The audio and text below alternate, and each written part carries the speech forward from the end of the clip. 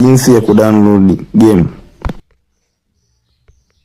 Utaminya hapo kwenye generate link. Baada hapo utaminya sehemu alikuandika download link.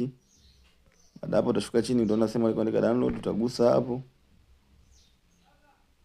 Baada hapo utaminya download, itaanza kudownloadika. Utaminya baada ya kudownload hilo game, sasa nakwenda kukupa maelekezo jinsi ya kuweza kuliset hilo game ili uweze kulicheza.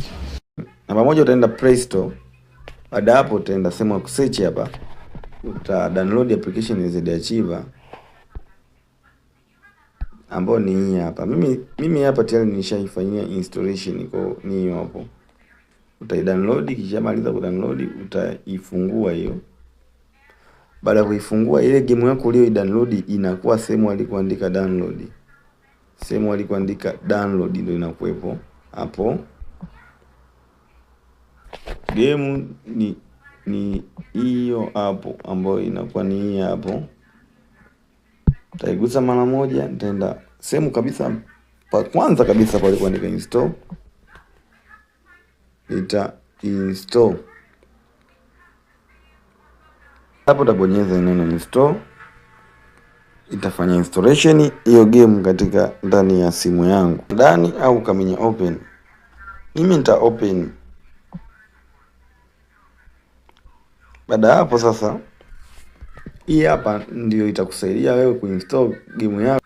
Utaminya sehemu alikoandika read and write SD card permission. Maana hii itaomba permission ya simu yako. Kwa utaminya namba moja hiyo, read and write SD card permission, utagusa hiyo kwanza. Ukiwasha utaminya neno allow.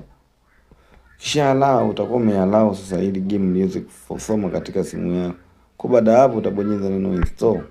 Baada hapo utaminya neno yes. Baada hapo utaminya neno allow. Utarudi nyuma, uta-allow kutokana na hapo. Game lako litaanza kuinstall namna hiyo hapo ndani ya simu yako. Utawait mpaka ifike 100.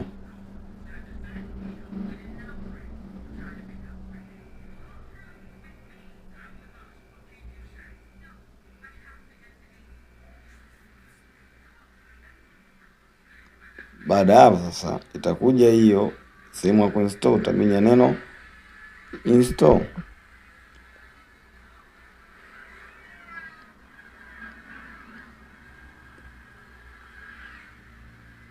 Namna hiyo hapo game ilisha install.